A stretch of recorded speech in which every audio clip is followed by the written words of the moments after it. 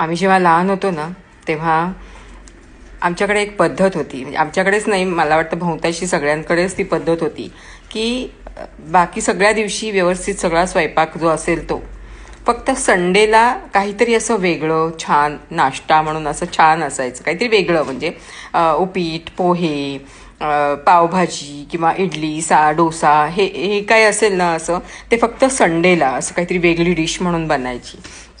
आईनं आधीच सांगून ठेवलं होतं, एरवी जे काही असेल पोळी भाजी वरण भात वगैरे सगळं खायचं, फक्त संडेला काहीतरी असं वेगळ्या तुमच्या मागण्या पूर्ण केल्या जातील. मी ती पद्धत अजूनही माझ्या घरी चालू ठेवलेली आहे. मुलींना आधीच सांगितलेलं आहे की एरवी मी जे काही करीन ते व्यवस्थित सगळं खायचं आणि संडेला फक्त तुमची काही वेगळी फरमाईश असेल ती सांगायची, मी करीन. नाहीतर मग काय त्या फरमाईशचं काही असं वेगळं पण राहणारच नाही ना. ते अजून चालू आहे. तर काल संडे होता ना, कालच मी दिवसा केलं असं छान आवडीचं वगैरे सगळं झालं.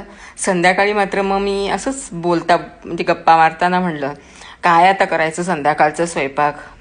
तर अभिजित म्हणजे माझे मिस्टर अभिजित म्हणाला की मी आज दाल फ्राय करू का, दाल फ्राय आणि राईस करू का. तर म्हटलं काय नको, परवासारखं म्हटलं 50 वेळा उठवायला येशील मला आणि आरामही करू देणार नाही, काय नाही, त्यापेक्षा मीच करते. तर म्हटलं नाही नाही, यावेळेला आता मला सगळे डबे वगैरे एकदा फक्त ओट्यावर सगळं काढून दे म्हटलं मला, मी करतो. तर म्हटलं जमेल तुला. तर म्हटलं हो करतो ना मी. तर दाल फ्राय हां ठीक आहे. तर सगळं त्याला दिलं काढून काय काय पाहिजे ते, त्याचं त्यांनी केलं. कांदा टोमॅटो सगळं चिरून लसूण वगैरे सगळं घालून असं मस्त दाल फ्राय केला आणि इवन वाढलंसुद्धा, प्लेटमधनं आणून दिलं आम्हाला आणि खाल्लं. तर काय अगदी बाप रे, हॉटेलमध्ये जेवतोय असंच दाल फ्राय झालं होतं, इतकं मस्त. मुलीसुद्धा म्हणल्या, मम्मा बाबांनी आज तुझ्यापेक्षा छान केलं आहे बघ, खाल्लं, खरोखर हॉटेलसारखी डिश झाली होती, अगदी मस्त वाटलं इतकं ना.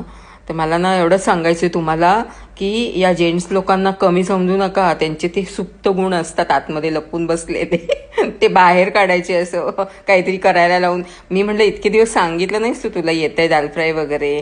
तर तो म्हटला कशाला सांगायचं, नाही तर तू मला रोज लावशील तिकडे करायला वगैरे. म्हटलं असं काही नाही मी लावत ते, पण हे ना हे सुप्त गुण असतात, ते बाहेर निघायलाच पाहिजेत कधी ना कधीतरी.